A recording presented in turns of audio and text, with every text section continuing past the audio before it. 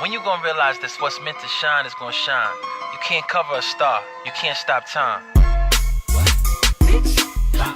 Yeah. Free my nigga Mac. Alright, what's good, Pat? Hey, what's up, man? How you doing, bro? Pretty good, pretty good. Right. Thanks for stopping through 414 TV, man. We appreciate it. Yes, sir. Always, always. Alright, so you want to give us a brief background about where you're from? All right. I'm from Milwaukee, Wisconsin, northwest side, almost border of Brown Deer.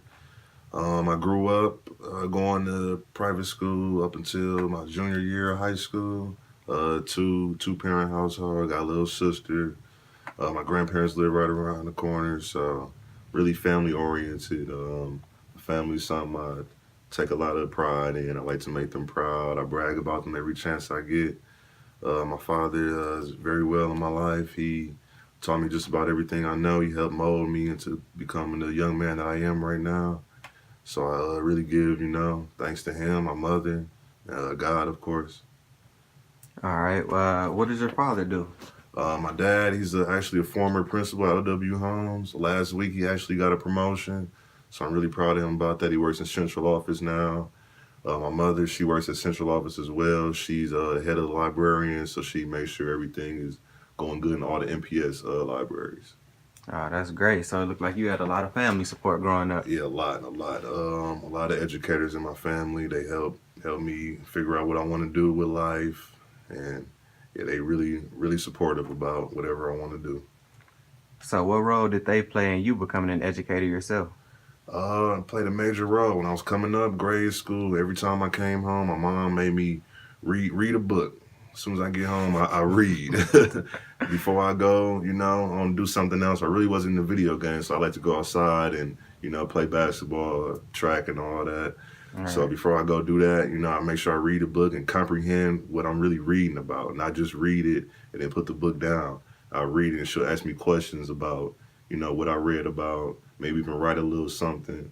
So that's what really helped me, like how I am today. Like I can read something and dissect the dialogue and actually apply it to life and really understand what's going on. So I really appreciate that. That's one thing she really implied on me as I was growing up. So you went to Riverside High School? Riverside High School. My first three and a half years, I went to Wisconsin High School.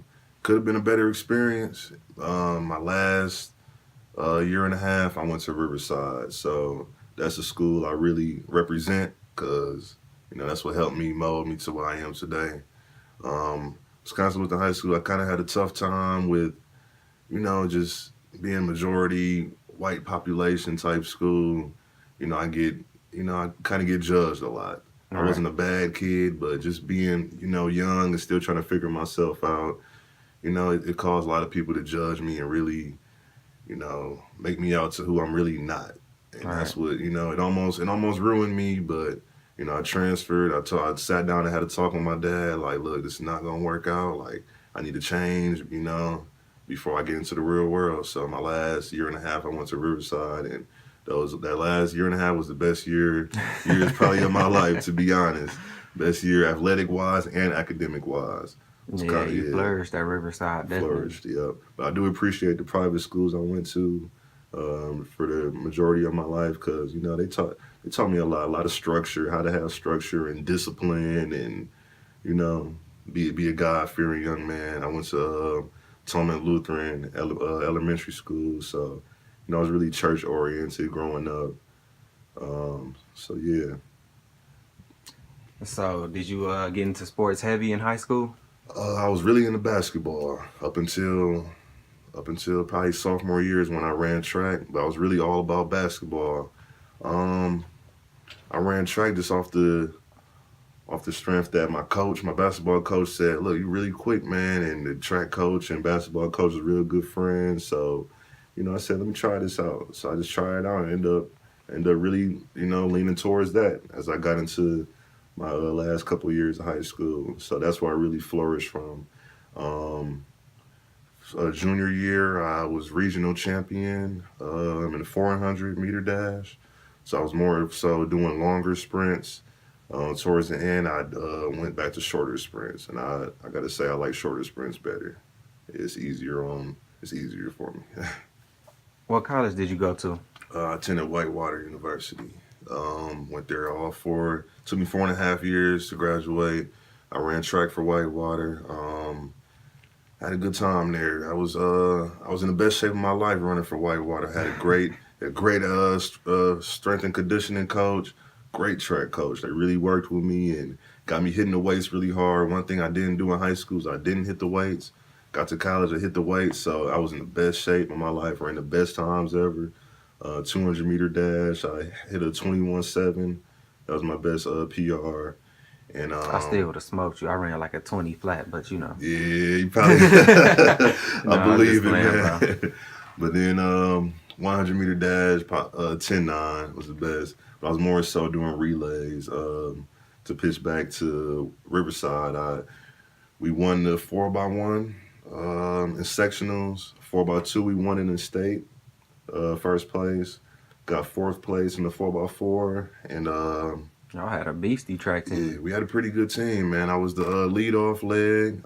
Senior year, got a little trophy, Riverside High School, most points scored as a senior. We brought in a lot of points every track meet. So I really appreciate my teammates, my coach.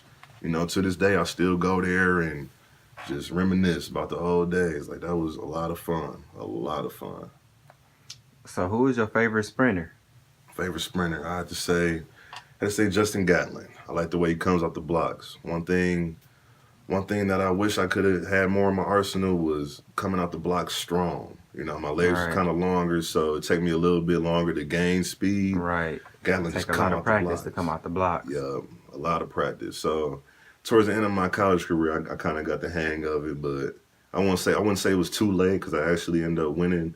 I got 5th place in conference in the year of 2014. That was my junior year. I actually have a medal for that. WEAC 2015 to be exact. 60-meter dash, 5th place. I think I ran, it was 60 meters, so I ran a 6.99. So, you know, that was, you know, on that level, that was just all right. Like, I wish I could have did better. My senior year, I did not run track. Had a really bad hamstring tear on my left hamstring. I still kind of feel it to this day, but I had to say it was worth it running track on the collegiate level. It kept me more so focused on my academics. We had study how was tables. That balancing out sports and academics in college? Man, I loved it. It was tough at first, but I got the hang of it fast. And to this day, like, I appreciate it. It kept me structured. It kept me away from, you know, the stuff I could have fell into, which would have led me to not finish college. Right. We had study tables twice a week. Like I said, I was in the best shape of my life, so I was eating the right stuff. I didn't want to get smoked on the track field, so I got to, you know, really eat right and live right. I can't really go out like I really wanted to. Right. So it took a lot of sacrifices, but to this day, you know, I appreciate those sacrifices I made because it made me, like, into who I am now. I had a lot of structure and time management into my life. Right. The one this is not in this life. You probably the one this is not in this life. The damage being done ain't no making this right. My back's being checked and we catching this flight. My niggas 100 ain't a fake one in sight. My niggas 100, you can hold them to the light. You probably the one this is not in this life. You probably the one this is not in this life. Don't tell me your predictions don't